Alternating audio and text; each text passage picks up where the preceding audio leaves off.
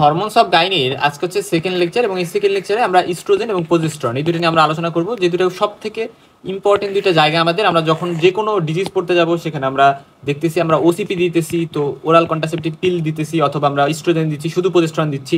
তো এই জিনিসগুলো আমরা যে দিচ্ছি এখানে ইস্ট্রোজেন বলতে মানে এই যে কন্ট্রাসেপটিভ পিল এর মধ্যে ইস্ট্রোজেন দিচ্ছি, প্রজেস্টেরন দিচ্ছি, তো এই ইস্ট্রোজেন বলতে ইস্ট্রোজেনের কোন ফর্মুলেশন দেই, এবং প্রজেস্টেরন বলতে কি বোঝায়, এবং প্রজেস্টেরন আসলে এর ফাংশন কি, এবং ইস্ট্রোজেন প্রজেস্টেরনের মধ্যে ডিফারেন্সের জায়গাটা কোন জায়গায়, সব কিছু নিয়ে আমরা আলোচনা করব। একটা ডিটেইল ভিডিও হবে এটা, এবং এটা খুব কনসেন্ট্রেশন দিয়ে আমাদের বুঝতে হবে গাইনোকোলজি বোঝার জন্য। সো ইস্ট্রোজেন প্রজেস্টেরন বোঝার আগে শুরুতে আমাদের বুঝতে হবে, দেখো ইস্ট্রোজেনটাকে আমরা বলি C18 স্টেরয়েড, এবং প্রজেস্টেরন হচ্ছে C21 স্টেরয়েড। তার মানে কি এর একটা মানে এর হচ্ছে স্টেরয়েড হরমোন। আমরা যখন গোনাডোট্রপিন রিলিজিং হরমোন নিয়ে পড়ছি, তো সেটা আমরা জেনে আসছিলাম সেটা পেপটাইড হরমোন। অপরদিকে আমরা যখন FSH বা LH এগুলো নিয়ে কথা বলছি, আমরা জানি গ্লাইকোপ্রোটিন হরমোন। অপরদিকে ইস্ট্রোজেন প্রজেস্টেরন এগুলো হচ্ছে স্টেরয়েড হরমোন, এবং ইস্ট্রোজেনের হচ্ছে 4টা সাবটাইপ আছে, E1 E2 E3 E4। এর মধ্যে আমরা মনে রাখবো E1টা যেটা, এটা হচ্ছে স্টোন। এটা স্টোনটা মেনলি হচ্ছে যারা একটু অবেস যারা, যাদের সাবকিউটেনিয়াস ফ্যাট বেশি, যেহেতু এটার সাথে মানে আমরা বলবো যে অ্যাডিপাস টিস্যু অ্যাসোসিয়েটেড। কারণ নর্মালি যখন আমরা বলি একটা মহিলা ম্যানোপজে চলে গেছে, ম্যানোপজ, তো এই ম্যানোপজাল ফিমেলটারও কিন্তু দেখা যায় তার E2 থাকে না। E2টা হচ্ছে অ্যাক্টিভ একটা ফর্ম, মানে যেটা হচ্ছে আমাদের ইস্ট্রাডিওল, এটা অ্যাক্টিভ একটা ফর্ম, এবং এটা অনেক বেশি ফাংশনাল, অনেক বেশি পোটেন্ট এটা। এবং E2টা তখন এই মহিলাটার কমে যায়। ম্যানোপজ মানে ইস্ট্রোজেন কমে যায় বলতে এই ইস্ট্রোজেনটা কমে যায়। বাট দেখা যায় যে তার বডিতে অ্যাড্রেনাল গ্ল্যান্ডটা তো ফাংশনাল থাকে, অ্যাড্রেনাল গ্ল্যান্ড, কিডনির উপর যে অ্যাড্রেনাল গ্ল্যান্ড থাকে, তো অ্যাড্রেনাল গ্ল্যান্ড থেকে আমরা জানি যে অ্যান্ড্রোজেন তৈরি হয়, ডিহাইড্রোটেস্টোস্টেরন বা এরকম বিভিন্ন অ্যান্ড্রোজেন সালফেট, এরকম বিভিন্ন অ্যান্ড্রোজেন তৈরি হয়, এবং এই অ্যান্ড্রোজেনগুলো কি করে এডিপোস টিস্যুর সহযোগিতায় এরা কি করে, এডিপোস টিস্যুর সহযোগিতায় অ্যারোমেটিস এনজাইমের হেল্প নিয়ে এরা হচ্ছে E1 তৈরি করতে পারে, E1। সো এই যে অ্যাডিপোস টিস্যুর সহযোগিতায় E1 তৈরি করতে পারে, এটা পোস্ট ম্যানোপজাল লেডিতে, তাহলে E1টা বেশি থাকবে, যারা অবেস তাদের ক্ষেত্রে E1টা বেশি থাকবে। বাট E2 যেটা, এটাই হচ্ছে মেইনলি অ্যাক্টিভ ফর্মটা বা বেশি পোটেন্ট। তারপরে ইস্ট্রায়ল একটা ফর্ম আছে, ইস্টেট্রল একটা ফর্ম আছে। সো ট্রায়ো, তারপরে টেট্রো, এইভাবে আমরা মনে রাখতে পারি। ওকে, এখন আমাদের যে জিনিস জানতে হবে যে মোস্ট কমন ইস্ট্রোজেনের কথা যদি বলি, রিপ্রোডাক্টিভ এজ ফিমেল এর ক্ষেত্রে E2টা বেশি থাকবে, ম্যানোপজাল এবং অবেসের ক্ষেত্রে E1টা বেশি থাকবে, প্রেগনেন্সিতে E2।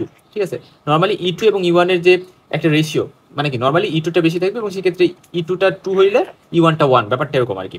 আর অবেস ফিমেলদের ক্ষেত্রে যেহেতু E1টা বেশি থাকবে, তার মানে সেক্ষেত্রে E1টা হচ্ছে 2 হবে আর E2টা 1 হবে। সো এই জিনিসটা ইম্পর্টেন্ট। বাট আমার দেখতে হবে যে E1:2 বলতেছে নাকি E2:1 বলতেছে, এই জিনিসটা আমার ভালো করে কিন্তু খেয়াল করতে হবে। এখন প্রেগনেন্সির ক্ষেত্রে সব থেকে স্পেসিফিক হচ্ছে E3, আছে E2টা বেশি থাকে, কিন্তু E3টা সব থেকে বেশি স্পেসিফিক আমরা বলি, এটা হচ্ছে ফিটাল যে ডিহাইড্রোটেস্টোস্টেরন সালফেট, সেটা থেকে হচ্ছে এটা তৈরি হইতে পারে। এবং একটা জিনিস ইম্পর্টেন্ট, যে আমরা যখন আসলে প্রজেস্টেরন এর কথা বলি, প্রজেস্টেরনের কিন্তু এরকম কোনো আলাদা ফর্ম নাই যে E1 E2 ইস্ট্রোজেনের যেমন ফর্ম ছিল, এখানে এরকম কোনো ফর্ম নাই। আর প্রজেস্টেরনটা হচ্ছে C19 স্টেরয়েড, মানে প্রজেস্টেরন বলতে যেটা হচ্ছে সিনথেটিক প্রজেস্টেরন, যেটা আমি ল্যাবে তৈরি করব যে প্রজেস্টেরনটা, এবং সেটা পরবর্তীতে আমি ওষুধ আকারে দিব। তো সেই প্রজেস্টেরনটা কিন্তু হচ্ছে একটা C19 স্টেরয়েড। এখানে যে ইম্পর্টেন্ট জায়গাটা, যে অ্যান্ড্রোজেনও কিন্তু C19 স্টেরয়েড। তো যেহেতু অ্যান্ড্রোজেন আর প্রজেস্টেরনগুলো সেম একটা বিষয় আমরা দেখতেছি,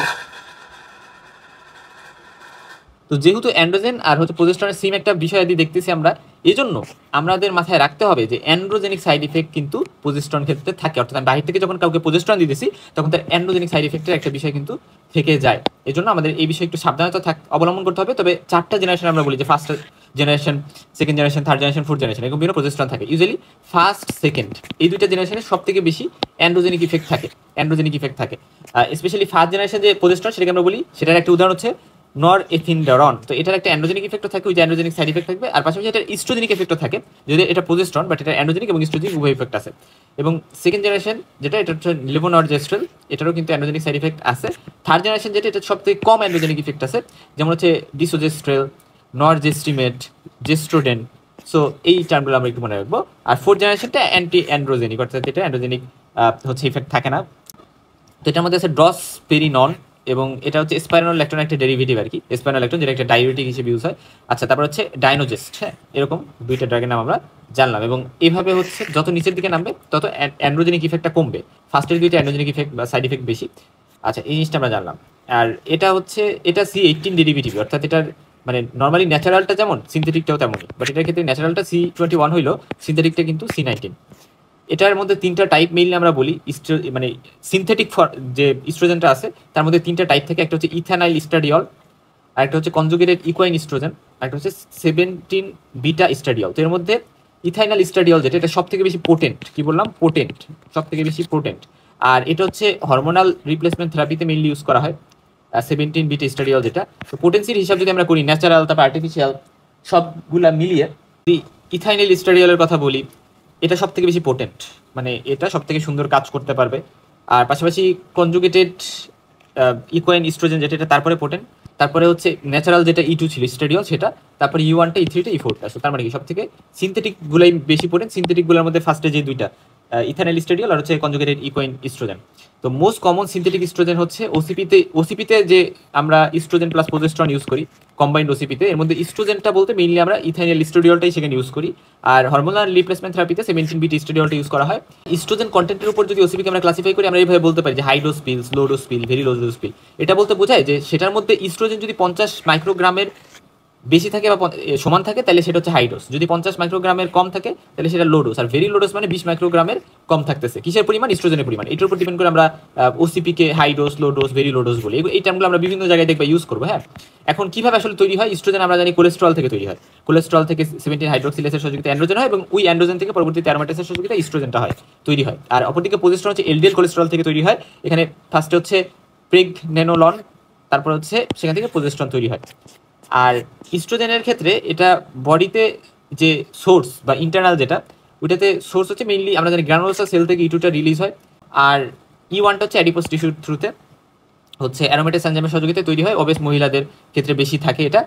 আর হাইপার ইস্ট্রোজেনিক যে সকল কন্ডিশনস আছে, যেমন ধরো কারো ফাইব্রয়েড ইউটেরাস আছে, এন্ডোমেট্রিওসিস আছে, অথবা ওভারিয়ান ক্যান্সার, এন্ডোমেট্রিয়াল ক্যান্সার, এরকম বিভিন্ন কন্ডিশন আমরা দেখবো।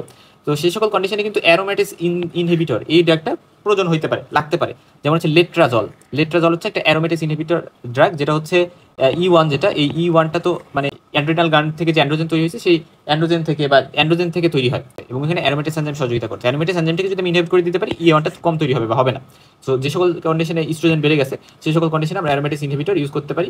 এবং মনে রাখবো ইস্ট্রোজেনের রিসেপ্টরটি ইউজুয়ালি নিউক্লিয়াসের মধ্যে থাকে, বাট প্রোজেস্টেরনের রিসেপ্টরটা যদিও সাইটোপ্লাজমে থাকে, বাট ওইটার কিন্তু নিউক্লিয়াসের মধ্যে যাওয়া লাগে একটা টাইমে, বাট সাইটোপ্লাজমিক রিসেপ্টর আর কি। বেশিরভাগ ইস্ট্রোজেনই হচ্ছে বাউন্ড ফর্মে থাকে।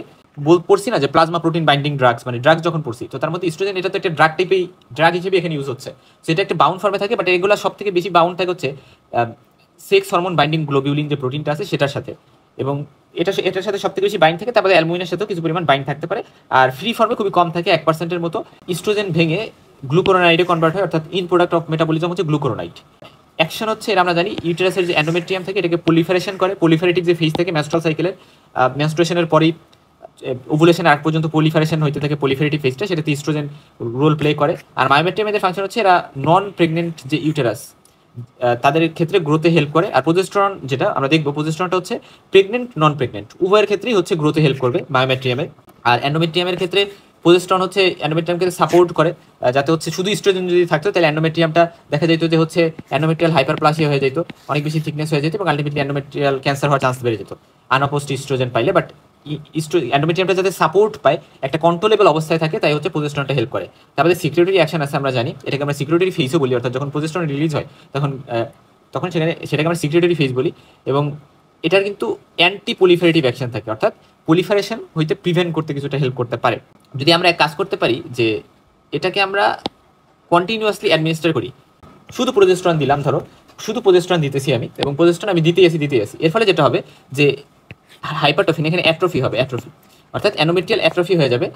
অ্যান্টি পলিফারেটিভ যেহেতু একটা অ্যাকশন থাকে, অ্যানোমেট্রিয়াম থিকনেস কমে যাবে, থিন হয়ে যাবে, অ্যাট্রফি হয়ে যাবে।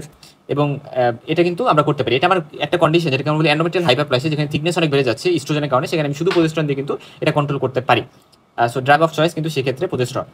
পাশাপাশি এটা নন প্রেগনেন্ট এবং প্রেগনেন্ট উভয় ইউটেরাসের গ্রোথে হেল্প করে। এবং প্রেগন্যানিডিওল এটা হচ্ছে মেটাবলিক একটা রিমেইনিং বা metabolic in product of metabolism, এটার ক্ষেত্রে হচ্ছে প্রেগন্যানিডিওল, বাট ইস্ট্রোজেনের ক্ষেত্রে গ্লুকোরোনাইড ছিল। এটাও মেনলি বাউন্ড ফর্মে থাকে, অ্যালবুমিন, তারপর হচ্ছে কর্টিসল বাইন্ডিং গ্লোবিউলিন, এগুলোর সাথে মেনলি বাউন্ড থাকে, বাট সেক্স হরমোন বাইন্ডিং গ্লোবিউলিনের সাথে কিন্তু বাইন্ড থাকে না, এবং ফ্রি ফর্মে 2%-এর মতো থাকতে পারে, এখানে 1% ছিল। আর এদের রিসেপ্টরটি ইন্টারসাইটোপ্লাজমিক থাকে মেনলি। সোর্স হিসেবে প্রেগনেন্সির টাইমে তো কর্পাস লুটিয়াম থেকে ফার্স্টে, এবং পরবর্তীতে প্লাসেন্টা থেকে হচ্ছে প্রোজেস্টেরনটা আসে। অপরদিকে নন প্রেগনেন্ট ফিমেলের ক্ষেত্রে কর্পাস লুটিয়াম থেকে আমরা জানি প্রজেস্টরন আসে, মানে যখন হচ্ছে গ্রাফিয়ান ফলিকল থেকে ওসাইটে বাইরে বের হয়ে আসলো, তখন এই গ্রাফিয়ান ফলিকলের রিমেনিং যে পোর্শনটা সেটাকে আমরা কর্পাস লুটিয়াম বলি, এবং এটাই কিন্তু মেইনলি প্রোভাইড করে আসলে মানে প্রজেস্টরন হরমোনটা। আর লুটিনাইজিং গ্রানুলোসা সেল, লুটিনাইজ যে গ্রানুলোসা সেল ওইটাও কিছুটা রোল প্লে করতে পারে। এই কথাগুলো একটু মনে রাখতে পারে। এখন আসলে ইস্ট্রোজেন এর ক্ষেত্রে ফাইব্রয়েড ইউটেরাস, যেটা মায়োমেট্রিয়াম অফ দ্য মানে ইউটেরাসের একটা টিউমার আমরা বলি, লিওমায়োমা আমরা বলি, স্মুথ মাসেলের একটা টিউমার।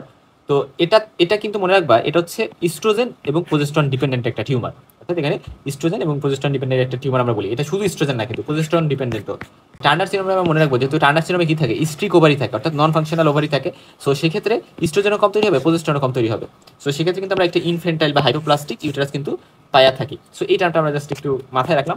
সাপোজ এন্ডোমেট্রিয়াল বায়োপসি আমি নিলাম, এন্ডোমেট্রিয়াল বায়োপসি দিলাম, মানে মেনস্ট্রুয়াল সাইকেলের বিভিন্ন টাইমে, যেমন প্রলিফারেটিভ ফেজে ফার্স্টের দিক দিয়ে যখন হচ্ছে ইস্ট্রোজেনের এফেক্ট বেশি, সেই টাইমে আমি এন্ডোমেট্রিয়াল বায়োপসি নিয়ে কিন্তু আমি এভাবে সেটাকে মাইক্রোস্কোপের নিচে দেখতে পারি, এবং দেখলে আমি সেখানে যেহেতু ইস্ট্রোজেনের এফেক্ট আছে, এখানে সিম্পল টিবুলার গ্লান্স পাবো। এবার সিম্পল টিবুলার গ্লান্স পাবো, আমরা সিডো স্ট্রিফিকেশন পাবো, তারপর টেলিস্কোপিং অফ গ্লান্স পাইতে পারি, এবং এখানে নিউক্লিয়াসগুলো বিভিন্ন জায়গায় এভাবে আছে, নিউক্লিয়াসগুলো এখানে বিভিন্ন জায়গায় আছে, সেভাবে আমরা পাবো। বাট যেটা হচ্ছে মানে আমাদের সিক্রেটরি ফেস, যেটা প্রজেস্টেরনের কারণে হয়, সেখানে আমরা সাবনিউক্লিয়ার ভ্যাকুয়াস নামে একটা জিনিস পাই। অর্থাৎ দেখো এখানে নিউক্লিয়াস আছে, এবং নিউক্লিয়াসের পাশাপাশি এখানে নিচের দিকে একটা সাদা জায়গা আছে, সাদা সাদা। তো এটাকে আমরা বলি সাবনিউক্লিয়ার ভ্যাকুয়াস, এবং এটা একটা ইম্পর্টেন্ট সাইন, এবং এই সাইনটি ইন্ডিকেট করে যেখানে ওভুলেশন হয়েছে, মানে সিক্রেটরি ফেজে গেছে, মানে এখানে ওভুলেশন হয়েছে। সো বায়োসিকিউর অ্যানোমেট্রিয়াল বায়োসিকিউর এটা আমরা দেখতে পাই, এবং এটা মেনলি সাইকেলের ডে 16 ডে 17 এই টাইমটাতে দেখা যায়, এবং এটা ইন্ডিকেট করে যে আর্লি সিক্রেটরি ফেজ আর কি। আর গ্ল্যান্ডগুলো কয়েলিং হয়ে যায়, আস্তে আস্তে টর্চুয়াস হয়ে যাবে লেট সিক্রেটরি ফেজে, এবং সেই অ্যাপিয়ারেন্সটাকে আমরা বলি হচ্ছে, দেখো এই যে গ্ল্যান্ডগুলোর কি অবস্থা, এবং গ্ল্যান্ডগুলোর মধ্যে সিক্রেশন থাকবে, এই যে সাদা সাদা সিক্রেশন দেখা যাচ্ছে, এখানে। আচ্ছা, সো এখানে হচ্ছে কর্ক স্ক্রু বা সটুথ অ্যাপিয়ারেন্স থাকে টর্চুয়াস গ্ল্যান্ডগুলার। পাশাপাশি স্ট্রোমা ফুলে যায়, ইডিমা হয়ে যায়, এটা সাধারণত ডে 22-তে ভালো বোঝা যায়, এবং গ্ল্যান্ডের সিক্রেশন বেড়ে যায়। এবং এখানে লিম্ফোসাইটিক বলতে এখানে মেনলি লিউকোসাইটিক ইনফিল্ট্রেশন হবে ডে 26-এ, হ্যাঁ, লিউকোসাইটিক ইনফিল্ট্রেশন। এবং অ্যান্ডোমেট্রিয়াল বায়োপসি করলে আমরা কিন্তু ওভুলেশন হয়েছে কিনা এটা বোঝার জন্য অ্যান্ডোমেট্রিয়াল বায়োপসি করে বের করবো, ব্যাপারটা এরকম না, অনেক আমাদের প্রসিজার আছে। বাট অ্যান্ডোমেট্রিয়াল বায়োপসি কেন করা হয়, যদি আমি অ্যাবনর্মাল ইউটেরাইন ব্লিডিং বা AUB এটার কোনো কেস পাই, বা জেনিটাল টিউবারকুলোসিসের কেস পাই, সেই সকল কন্ডিশনে আমরা হচ্ছে অ্যান্ডোমেট্রিয়াল বায়োপসিটা ইউজুয়ালি করি। কিন্তু আমরা যখন অ্যাবনর্মাল ইউটেরাইন ব্লিডিং করছি তখন আমরা জানছি। এখন সার্ভাইকাল যে মিউকাস রিলিজ হয়, আমরা জানি যে ভ্যাজাইনার যে সিক্রেশন থাকে, ভ্যাজাইনার কিন্তু নিজের কোনো গ্ল্যান্ড থাকে না, সেটা হচ্ছে সার্ভাইকাল যে সিক্রেশনগুলো থাকে, মিউকাসগুলো থাকে, সেগুলো এসে এখানে লুব্রিকেট রাখে ভ্যাজাইনাকে, বা তার বাদে হচ্ছে বার্থোলিন গ্ল্যান্ডের সিক্রেশন বা আশেপাশের যে সিক্রেশনগুলো ওইগুলো ভ্যাজাইনাতে আসে, ভ্যাজাইনাকে লুব্রিকেট রাখে, মেইনলি সার্ভাইকাল মিউকাস। তো তার মানে কি, সার্ভাইকাল মিউকাসটা নর্মালি ইস্ট্রোজেনের এফেক্টে হচ্ছে থিন থাকে, প্রফিউজ থাকে, একটু ওয়াটারি থাকবে, এবং দেখা যায় যে এখানে স্পিন বার্কেট টেস্ট নামে একটা টেস্ট আছে। এটা মানে হচ্ছে যে দেখো আমি একটা গ্লাস স্লাইড আর একটা গ্লাস স্লাইড নিলাম, এবং দুইটা গ্লাস স্লাইডের পরে এখানে দেখো একে অপরের সাথে এভাবে কীভাবে লেগে আছে, সেই যে লেগে আছে, স্টিকি হয়ে আছে, এটা মানে হচ্ছে সার্ভাইকাল মিউকাসটা ইলাস্টিক, এবং এরকম এটা স্ট্রেস হচ্ছে। সো এভাবে যে আমি চেষ্টা করতেছি, এভাবে কিন্তু আমি এভাবে টেস্ট করতে পারতেছি, এবং মাইক্রোস্কোপি করে আমি কিন্তু এখানে ফার্নিং পাইতে পারি, এবং এটা সাধারণত ইস্ট্রোজেনের এফেক্টের কারণে বা বেশি সোডিয়াম ক্লোরাইড থাকার কারণে এখানে ফার্নিং অ্যাপিয়ারেন্স পাই, যে ফার্নিং, অর্থাৎ এভাবে গিয়ে এভাবে, মানে আমি অন্য কালার দিয়ে যদি দেখাই, এভাবে গিয়ে ব্রাঞ্চিং একটা প্যাটার্ন আমরা দেখতেছি এখানে। সো এগুলো হচ্ছে ফার্নিং, এরকম ফার্নিং অ্যাপিয়ারেন্স পাইতেছি, এটা সাধারণত ডে 7-এ অ্যাপিয়ার করে সাইকেলের। এবং এটা মানে মনে রাখবা, যখন আসলে ইস্ট্রোজেনের এফেক্ট আছে এরকম প্রফিউজ ওয়াটারি, তারপর হচ্ছে এই যে এরকম ইলাস্টিক টাইপের হচ্ছে, এই টাইমে হচ্ছে পেনিসকে সুন্দর করে পেনিট্রেশন করে যে স্পার্মটা ভিতরে দেওয়া হয়, ওই স্পার্মটা সুন্দর করে পাস করতে পারবে, অর্থাৎ পেনিট্রেশন অফ স্পার্ম এটা খুব সুন্দর করে হইতে পারবে, এবং এটা পসিবল। বাট প্রজেস্টেরনের যখন এফেক্ট থাকে তখন সার্ভাইকাল মিউকাসটা ঠিক হয়ে যায়, পরিমাণও কমে যায়, ভিসকাস অনেক, আর ট্যাক হয়। ট্যাক মানে হচ্ছে এরকম এই স্পিন বার্কের টেস্ট পজিটিভ হবে না, এবং মাইক্রোস্কোপি করলে আমরা কোনো ফার্নিং কিন্তু পাবো না।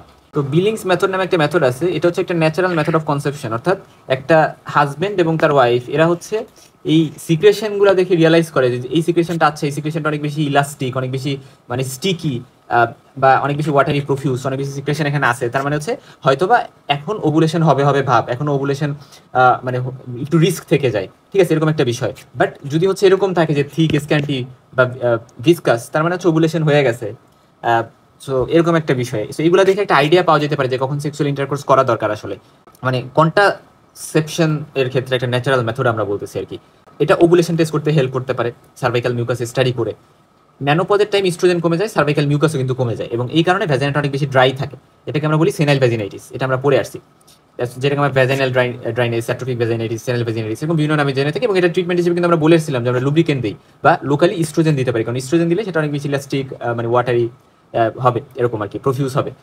আর ইউজুয়ালি প্রজেস্টরন কন্টেনিং যে কন্ট্রাসেপটিভগুলো এগুলো কি করে, সার্ভাইকাল মিউকাসকে ঠিক করে কাজ করে। সো এটা কিন্তু একটা মানে মেকানিজম অফ অ্যাকশনের মধ্যে একটা কাজ, কিন্তু এটা যে প্রজেস্টরন কন্টেনিং যে কন্ট্রাসেপটিভ সেগুলো সার্ভাইকাল মিউকাসকে ঠিক করে দেবে। যেমন ধরো মিরেনা এই কথাটা অনেক জায়গায় তোমরা শুনবা, এটা কিন্তু এক ধরনের প্রজেস্টরন কন্টেইনিং ইন্টিউটেরিয়ান কন্ট্রাসেপটিভ ডিভাইস, এবং এটা সার্ভাইকাল মিউকাসকে ঠিক করে দেয়। যে নর্মালি যে আমাদের ইন্টিউটেরিয়ান ডিভাইসগুলো থাকে, কপার কন্টেনিং যে ডিভাইসগুলো থাকে, সেগুলো কিন্তু পেলভিক ইনফ্লামেটরি ডিজিজের রিস্কগুলো বাড়াই দেয়। কিন্তু দেখো যখন আসলে সার্ভাইকাল মিউকাস ঠিক হয়ে যাচ্ছে, তখন সেক্সুয়াল ইন্টারকোর্সের ফলে যে স্পার্মটা কিন্তু অ্যাসেন্ড ঠিকভাবে করতে পারবে না।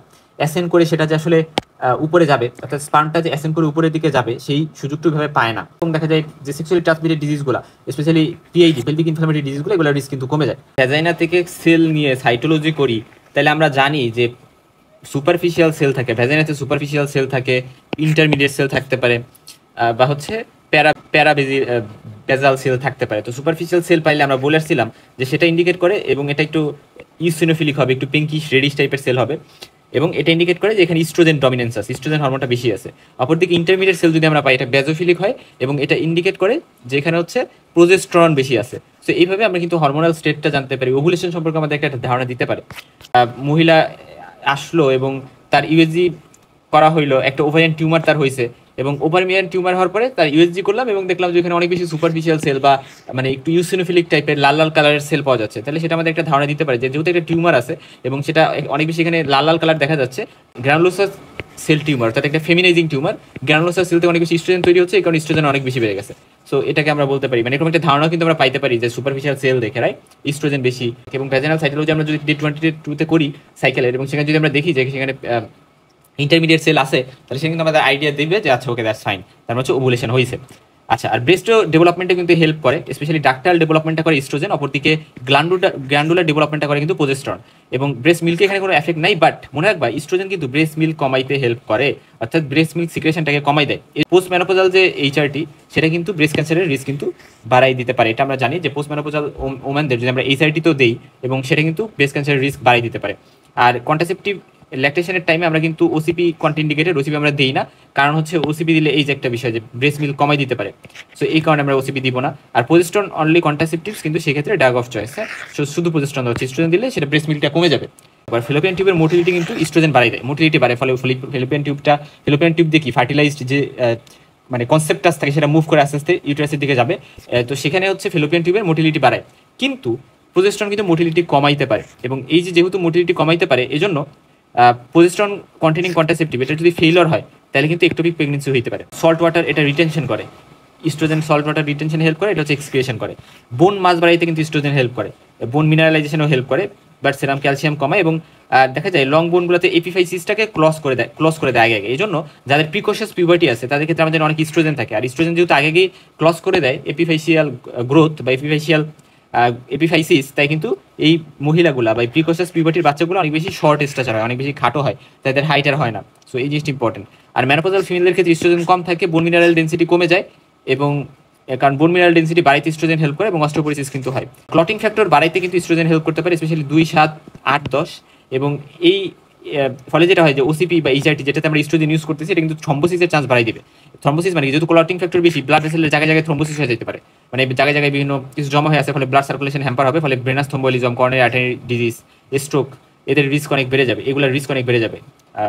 সো এই সকল কন্ডিশনে কিন্তু কন্ট্রাইন্ডিকেটেড আমরা বলি যে আমরা হরমোনাল রিপ্লেসমেন্ট থেরাপি বা ওসিপি দেওয়াটাকে অ্যাভয়েড করি আমরা, যেহেতু এগুলো করতে পারে। আচ্ছা, এবং স্মোকার যারা 35 বছর এর বেশি বয়স, তাদের ক্ষেত্রে এটা সাধারণত কন্ট্রাইন্ডিকেটেড। এবং প্রজেস্টেরন অনলি কন্ট্রাসেপটিভ, এটা কিন্তু আমরা থ্রম্বোসিসের পেশেন্ট ইউজ করতে পারবো, কারণ ইস্ট্রোজেনই মেইনলি এই ঘটনাগুলো ঘটাইতেছে, প্রজেস্টেরন তো ঘটাইতেছে না।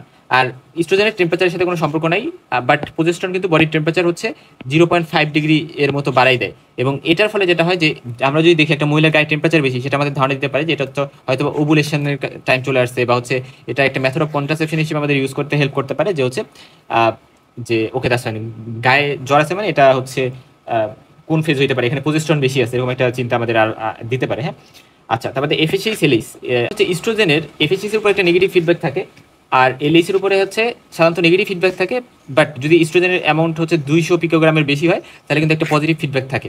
সো এই জিনিসটা ইম্পর্টেন্ট, এগুলো আমরা রেসপেক্টিভ ভিডিওতে পড়বো। আর লো কনসেন্ট্রেশনে হচ্ছে পজিটিভ ফিডব্যাক থাকে এফএসএইচ এলএইচ এর উপরে, আর হাই কনসেন্ট্রেশনে নেগেটিভ ফিডব্যাক থাকে। এটা হচ্ছে কিসের ক্ষেত্রে? পজিস্ট্রনের ক্ষেত্রে। পজিস্ট্রনের ক্ষেত্রে আচ্ছা, feedback positive feedback negative feedback তো আমরা পড়ছি ফিজিওলজিতে। ধরো ফর এক্সাম্পল ইস্ট্রোজেন বেশি এবং তাইলে হচ্ছে এফএসএইচ কম থাকবে, ঠিক আছে। এটা হচ্ছে ধরো এটা মানে হলো গিয়ে নেগেটিভ ফিডব্যাক। ইস্ট্রোজেন বেশি হইলে মানে এফএসএইচটা কম হবে, ঠিক আছে।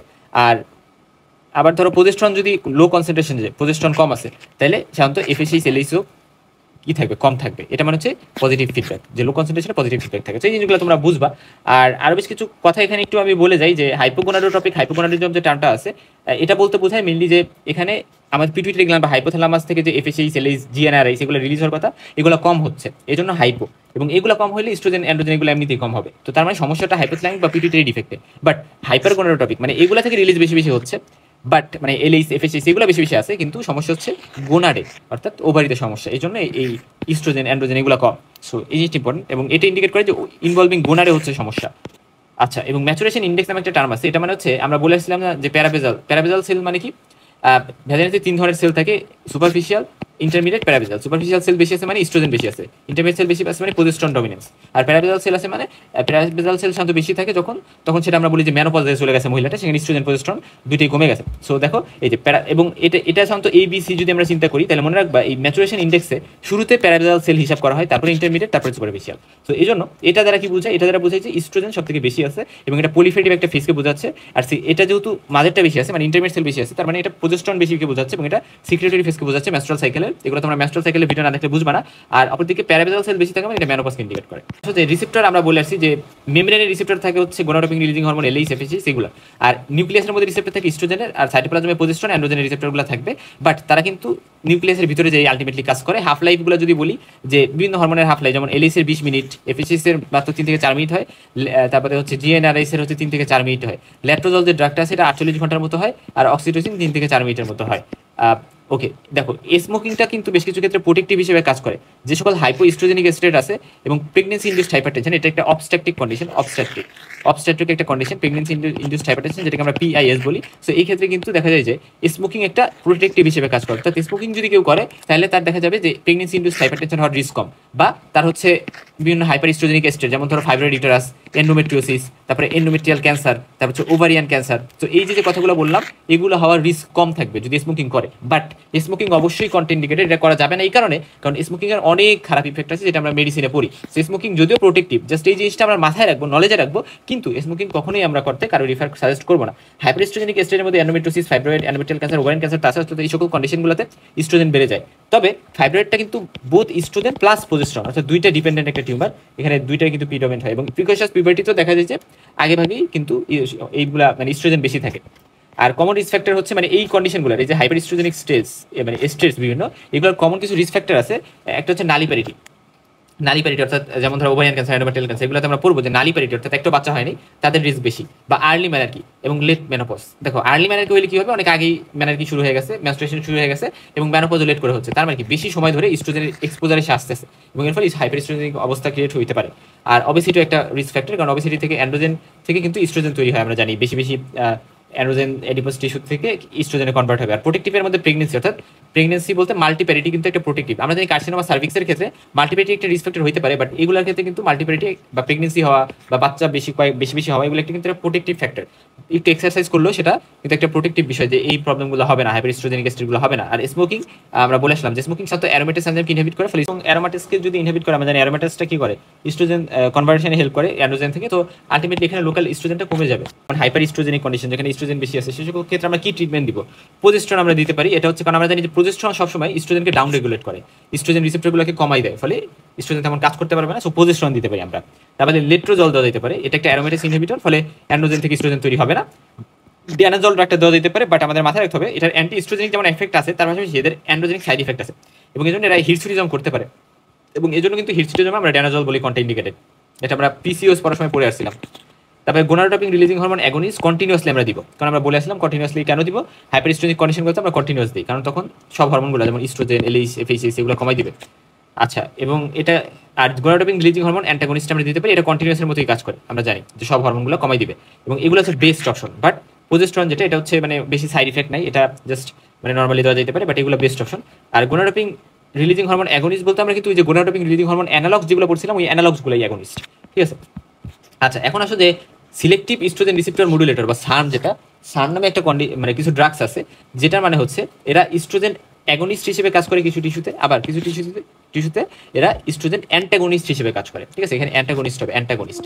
তো কিছু টিস্যুতে অ্যাগনিস্ট, কিছু টিস্যুতে অ্যান্টাগনিস্ট, এটা বিভিন্ন নাম আছে, যেমন ক্লোমিফিন সাইট্রেট, রেলক্সিফেন, তারপর ট্যামোক্সিফেন, এরকম বিভিন্ন ড্রাগস আছে যেটা আমরা হচ্ছে সার্মের আন্ডারে ফেলি, যে সিলেক্টিভ ইস্ট্রোজেন রিসেপ্টর মডুলেটর। আমরা দেখবো যে ক্লোমিফিন সাইট্রেট বলি, রেলক্সিফেন বলি, ট্যামোক্সিফেন বলি, এগুলো সবই একটা কমন সাইড ইফেক্ট হচ্ছে এরা হট ফ্লাশ করবে এবং এরা ভ্যাজাইনাল ড্রাইনেস করবে। সো এইগুলা এরা করবে, হট ফ্লাশ, ভ্যাজাইনাল ড্রাইনেস, এগুলো এরা করবে। আর ট্যামোক্সিফেনের ক্ষেত্রে আলাদা করে মনে রাখতে হবে, ট্যামোক্সিফেন আমরা যখন ব্রেস্ট ক্যান্সারের ট্রিটমেন্টে ইউজ করি, এটা আমরা জানি, এটা আমরা ফার্মাকোলজিতে পড়ে আসছি, বাট ট্যামোক্সিফেন এন্ডোমেট্রিয়াল ক্যান্সার আবার করতে পারে। সো এন্ডোমেট্রিয়াল ক্যান্সারের ক্ষেত্রে রিস্ক ফ্যাক্টর হচ্ছে ট্যামোক্সিফেন, এই কথাটা আমাদের মাথায় গেঁথে একেবারে রাখতে হবে, ঠিক আছে। এবং এদের একটা ট্র্যাটোজেনিক ইফেক্টও আছে, এজন্য যে ট্যামোক্সিফেন কেউ নিছে এবং তারপরে সে প্রেগনেন্ট হবে, তাহলে অ্যাটলিস্ট 3 মাস এর একটা গ্যাপ কিন্তু থাকতে হবে। রেলক্সিফেন আমরা সাধারণত অস্টিওপোরোসিস মানে পোস্ট মেনোপজাল যে ওমেন, তাদের ক্ষেত্রে অস্টিওপোরোসিসের ট্রিটমেন্ট হিসেবে রেলক্সিফেন ইউজ করা যায়, এবার অস্টিওপোরোসিসের যে ট্রিটমেন্ট হিসেবে ইন জেনারেল বা ব্রেস্ট ক্যান্সারও কিন্তু রেলক্সিফেন ইউজ করা যায়। আর ক্লোমিফেন সাইট্রেট যেটা একটা ওভুলেশন ইনডিউসিং ড্রাগ হিসেবে কাজ করে, ফলে এরা কিন্তু মানে ওভুলেশন ইন্ডাকশনে হেল্প করতেছে, এটা একটা গেল। আর আমরা মনে রাখবো clomiphene সাইট্রেটের most common side effect হচ্ছে হট ফ্লাশ, তারপরে ভ্যাজাইনাল ড্রাইনেস, এগুলা। কিন্তু এদের আরেকটা ইম্পর্টেন্ট রিস্ক ফ্যাক্টর হচ্ছে মানে সাইড ইফেক্ট হচ্ছে এরা টুইন প্রেগনেন্সি করতে পারে, অর্থাৎ এই ড্রাগ যদি কেউ নেয় তাহলে তাদের কিন্তু ডাবল বাচ্চা, জোড়া বাচ্চা হতে পারে। ভিজুয়াল ডিস্টারবেন্স হয়, অর্থাৎ ক্লোমিফিন সাইট্রেট কেউ নিতেছে এবং তারপরে ভিজুয়াল ডিস্টারবেন্স হয়েছে, তাহলে অবশ্যই ড্রাগটা ইমিডিয়েটলি স্টপ করে দিতে হবে। আর এইগুলোর কোনোটারই অ্যান্ডোমেট্রিয়াল ক্যান্সার রিস্ক নাই, বাট ট্যামোক্সিফেনে কিন্তু অ্যান্ডোমেট্রিয়াল ক্যান্সার রিস্ক আছে। এবং সার্মের আরও কিছু ড্রাগ আছে, যেমন হচ্ছে ভ্যাজাইনাল ড্রাইনেস, আমরা বললাম যে এই ট্যামোক্সিফেন, রেলক্সিফেন, তারপর ক্লোমিফিন সাইট্রেট, এগুলো দ্বারা ভ্যাজাইনাল ড্রাইনেস হয়। এখন ভ্যাজাইনাল ড্রাইনেস হলে এগুলো তো তাহলে ইউজ করতে পারবো না, তো সেক্ষেত্রে আমরা হচ্ছে অসমিমিফেন ইউজ করি। এবার এখন হট ফ্লাশের জন্য তাহলে কি করবো, রেজোডক্সিফেন ফাইন, আর হচ্ছে গিয়ে ইস্ট্রোজেন অ্যাপ্রুভড বাই FDA, এইগুলো আমরা ইউজ করি। এবং আলটিমেটলি রেজিডক্সিফেন হচ্ছে অ্যান্ডোমেট্রিয়াল ক্যান্সারটা প্রিভেন্ট করে, ইস্ট্রোজেন যেটা আমরা দিতেছি FDA দ্বারা অনুমোদিত, সেটা হচ্ছে হট ফ্লাশ এবং অস্টিওপোরোসিসের ট্রিটমেন্ট করতে হেল্প করে। আচ্ছা, এবং কন্ট্রাসেপটিভ হিসেবে অরমেলক্সিফেন এটা ইউজ করা যেতে পারে। আচ্ছা, প্রজেস্টেরন রিলেটেডও কিছু ড্রাগ আমরা একটু জানিয়ে রাখি। একটা হচ্ছে SPRM, অর্থাৎ সিলেক্টিভ প্রজেস্টেরন রিসেপ্টর মডুলেটর, ঠিক ACRM এর মতোই। সেক্ষেত্রে আমরা ফাইব্রয়েড ইউটেরাস ইমার্জেন্সি কন্ট্রাসেপটিভ হিসেবে আমরা এটা ইউজ করতে পারি। আমরা জেনে আসছিলাম যে ফাইব্রয়েডটা both estrogen and progesterone dependent একটা টিউমার। ঠিক একইভাবে মিফেপ্রিস্টন এটা হচ্ছে প্রজেস্টেরন অ্যান্টাগনিস্ট হিসেবে কাজ করে, এদেরকে আমরা RU486 নামেও চিনি, এবং এদের ইন্ডিকেশন হচ্ছে মেডিকেল অ্যাবর্শনে এদের ইউজ করা হয়, এবং ফাইব্রয়েড ইউটেরাসে এদের ইউজ করা কিন্তু যাইতে পারে।